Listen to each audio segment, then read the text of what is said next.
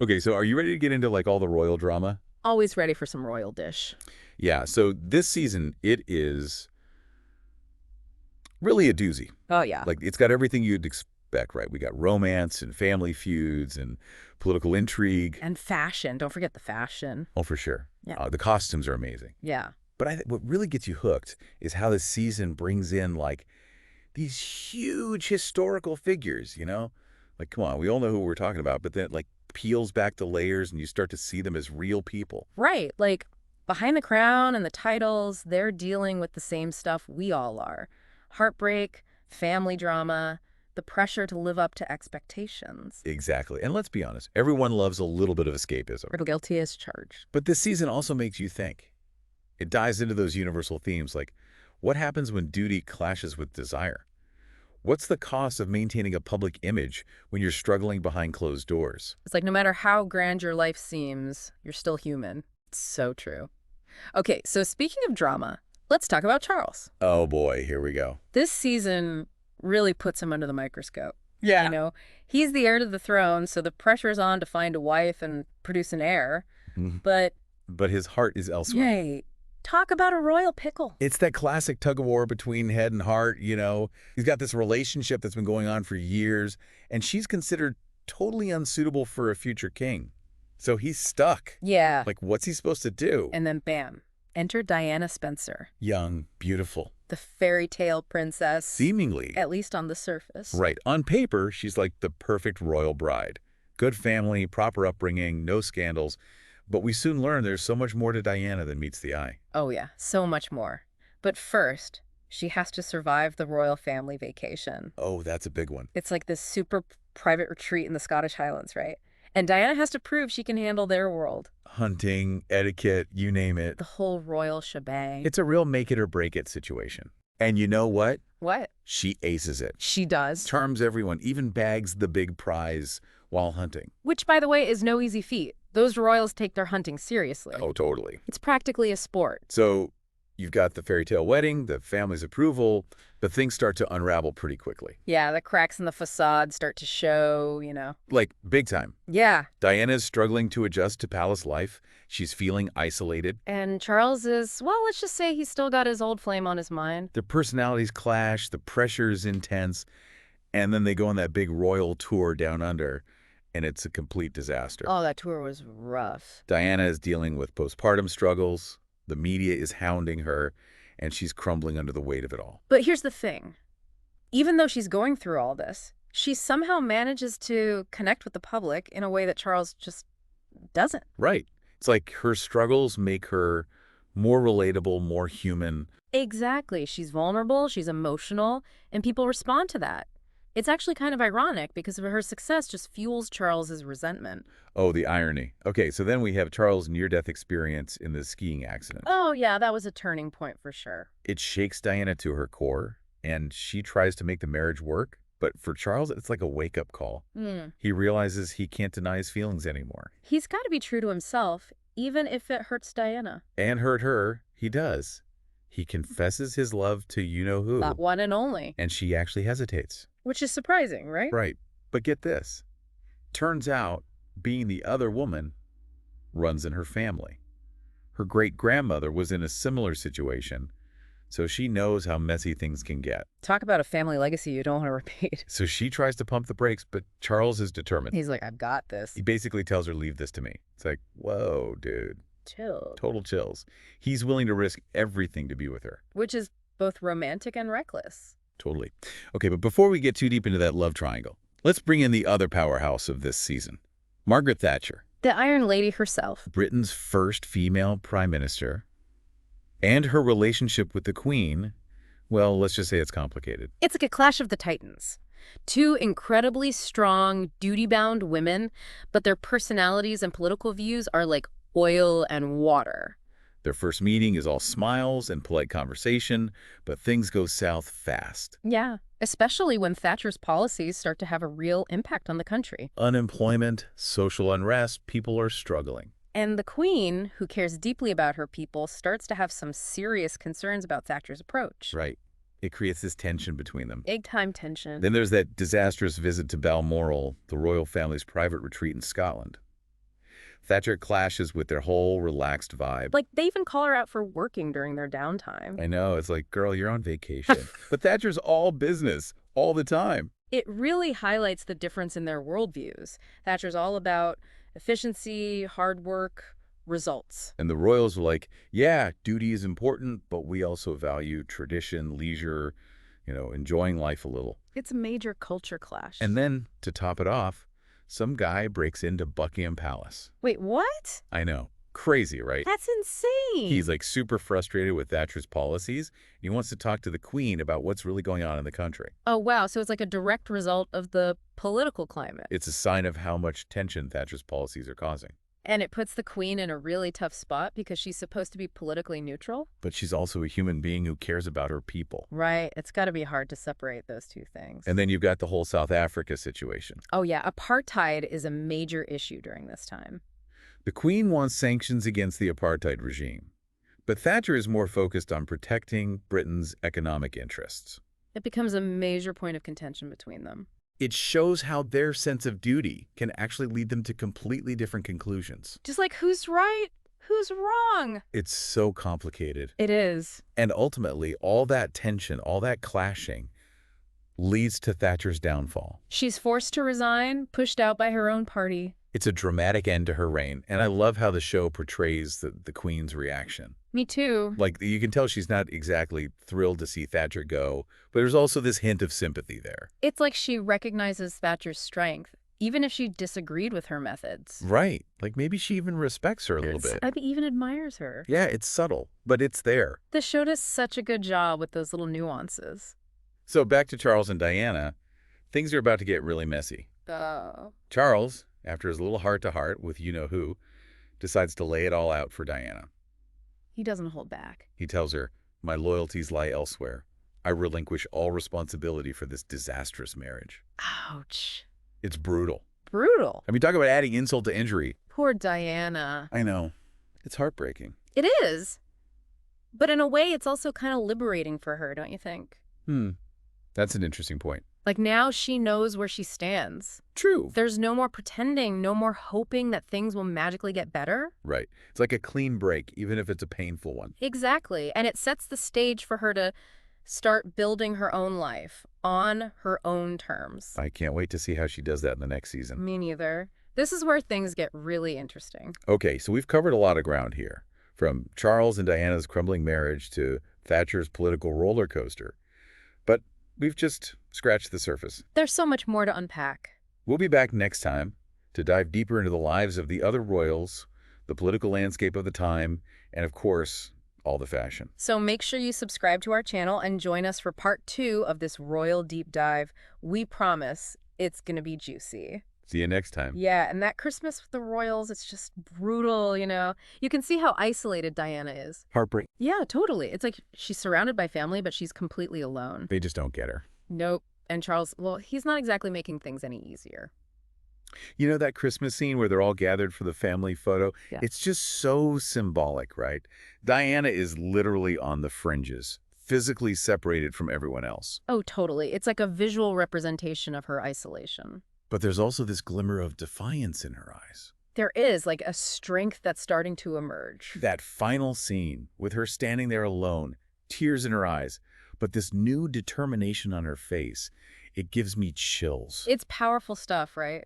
Like, yeah, she's hurting, but she's not broken. She's starting to realize that she has to take control of her own life. Exactly. She can't rely on anyone else to save her. You know, this season really makes you think about what it means to be a woman in a position of power. Oh, yeah, for sure. Both the Queen and Thatcher, they're operating in these incredibly demanding roles, and they're constantly navigating those tricky power dynamics. It's like they're walking a tightrope, right? Yeah. Trying to balance their authority with societal expectations. Totally. And I think Thatcher especially faces a lot of pushback because she's a woman in a man's world. Right. If they're assertive, they're labeled as bossy or difficult. Hmm. But if they try to be more accommodating, then they're seen as weak or indecisive. It's a no-win situation. And the show doesn't shy away from showing the toll it takes on them. No, it definitely doesn't. Like, they're strong women, But they're also human. They have doubts, they make mistakes, they have moments of vulnerability. And that's what makes them so relatable, even if their lives are so different from our own. Right, like, okay, maybe I don't have to deal with running a country or dealing with a royal scandal, but I can still relate to feeling overwhelmed or doubting myself sometimes. Totally. It's that shared human experience that connects us, you know? And it's what makes this show so brilliant. It peels back the layers on these seemingly untouchable figures, the Queen, the Prime Minister, the Princess of Wales, and shows us their human side. It reminds us that they're not just symbols or titles. They're real people with real emotions. Exactly. And they're carrying a lot of weight on their shoulders. The weight of history, the weight of expectation, the weight of duty. And it's fascinating to see how they each deal with that weight. Yeah, and speaking of weight, let's not forget about Diana. She's thrown into this world of rules and traditions, expected to be the perfect princess, and you can just see her breaking down under the pressure. It's heartbreaking to watch. Yeah, it is. But it's also a testament to her strength, you know? Like, she could have easily crumbled completely, but she didn't. She kept going even when it was really tough. And she did it with grace and a smile on her face most of the time. Yeah, that's Diana for you.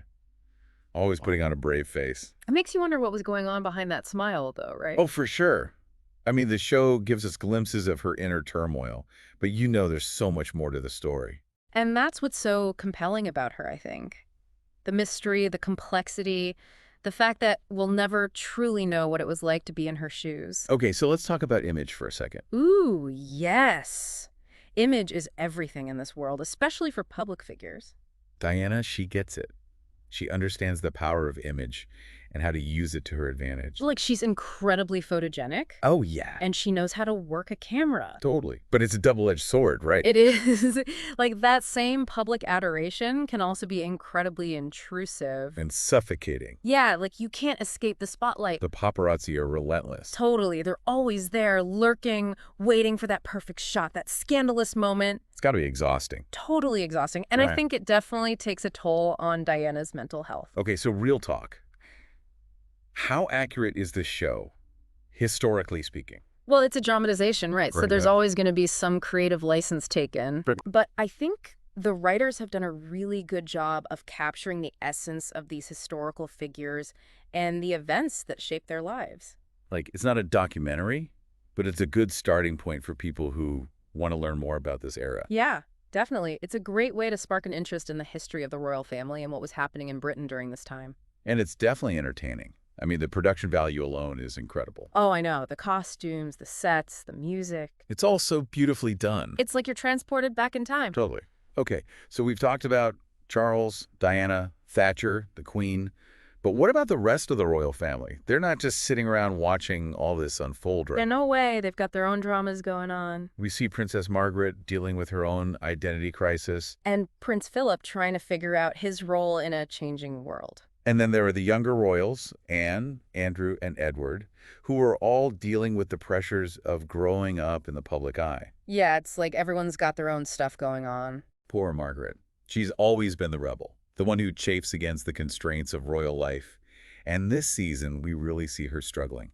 It's sad, you know? Like, she's incredibly intelligent and witty, but she's also deeply unhappy. She's had her heart broken, she's made some questionable choices, and now she's feeling increasingly irrelevant within the family. And then there's that whole bombshell about the Queen Mother and her hidden cousins. Oh my gosh, yes.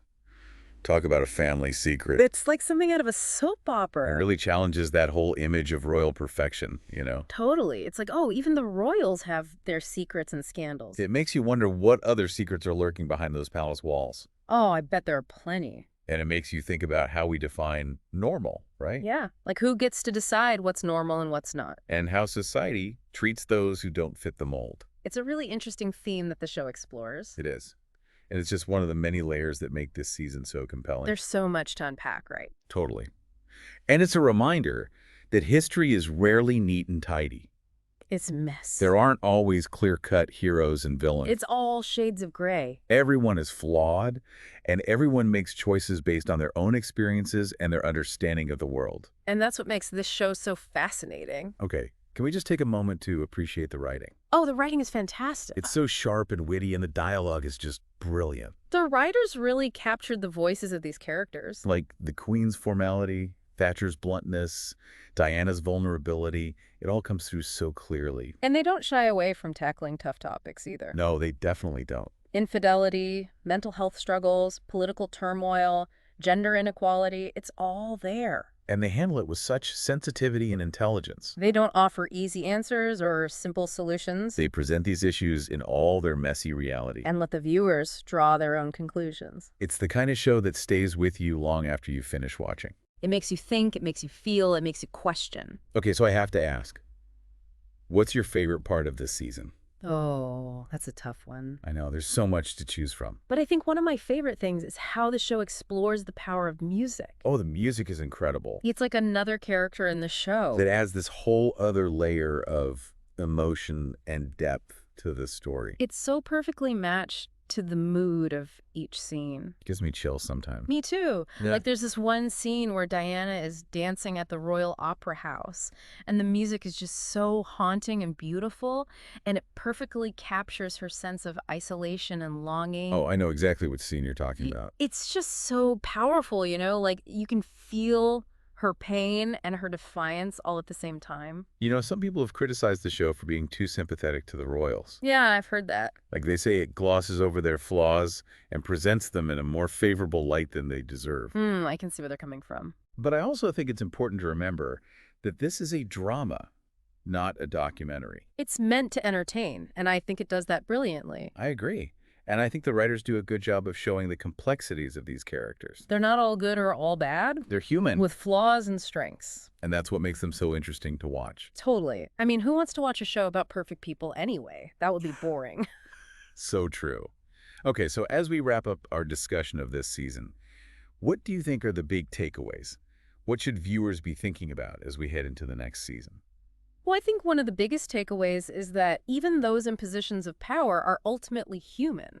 They make mistakes, they experience heartbreak, they struggle with their own personal demons. And even though their lives may seem extraordinary, they face many of the same challenges that we all do. And it's a reminder that behind the titles and the tiaras, there are real people with real emotions. Exactly. And another important takeaway is that duty and desire often clash. And there's no easy way to reconcile those two forces. Like Charles and Diana's marriage is a perfect example of that. They both went into it with certain expectations, and when those expectations weren't met, it led to a lot of pain and disillusionment. And then there's that whole tension between public image and private reality, especially for Diana. She wants the attention, but she also craves privacy and a sense of normalcy, and that's a tough balance to strike. So as we head into the next season, things are only going to get more complicated for these characters. Oh. The marriage is falling apart, the political landscape is shifting, and Diana is starting to find her own voice. And let's not forget about Camilla. Oh yeah, she's still lurking in the background. Her relationship with Charles is a ticking time bomb. It's only a matter of time before it explodes. And when it does, it's going to send shockwaves through the monarchy. I can't wait to see how it all unfolds. Me neither. I have a feeling the next season is going to be even more dramatic than this one. It's going to be epic. You know, it's interesting when you think about how Charles and Diana each approach their royal duties. Oh yeah, they're totally different. Like Charles, he's all about tradition, keeping up appearances. You know, that whole stiff upper lip thing. Right. But Diana, she brings this whole new energy to the monarchy. She does. She's warm, she's empathetic, she's not afraid to show her emotions. And people respond to that. They do. It's like she's breathing new life into the institution. She gets that to stay relevant, the royal family needs to evolve, you know, Yeah. connect with people on a deeper level. Definitely. And it's interesting because even the queen, who's like the ultimate symbol of tradition, she seems to recognize that too. Yeah. Like she clashes with Thatcher. Big time. But you can sense this like grudging respect for Thatcher's willingness to shake things up. For sure. The queen, she's all about preserving the monarchy, but she also gets that sometimes you need to adapt to survive. Okay, so before we wrap things up, I have to ask, what are you most excited to see in the next season? Because things are left like hanging by a thread here. Oh my gosh, there's so much. I mean, we know what happens in real life. But seeing it play out on screen, The drama. I can't wait to see how Diane handles her newfound freedom Yeah. and how the whole, Charles and Camilla thing explodes. Oh, it's going to be good. It's going to be huge. And I'm curious to see how the Queen handles all this because it's like an unprecedented threat to the monarchy. Totally. And then there are the boys, William and Harry, Oh, yeah. They're teenagers now. dealing with their parents' separation, the constant media scrutiny, That's got to be tough. plus the whole political backdrop of that decade. A lot. The end of the Cold War, all these new world powers emerging. It's a time of massive change. I have a feeling the next season is going to be intense. Oh, definitely. Buckle up. Okay, so that's our take on this season. We've covered a lot of ground, from royal romances to political power struggles. We've explored the lives of some truly iconic figures. And we've delved into some pretty heavy themes, like duty, desire, the cost of fame, and the challenges of leadership. It's been a wild ride. It has, but we wouldn't have it any other way. Absolutely not. Give us all the drama. So if you're as fascinated by this era as we are, we encourage you to do your own digging. There are so many amazing books, documentaries, and articles out there. And be sure to subscribe to our channel for more TV recaps. We've got tons of juicy deep dives coming your way. We'll see you next time.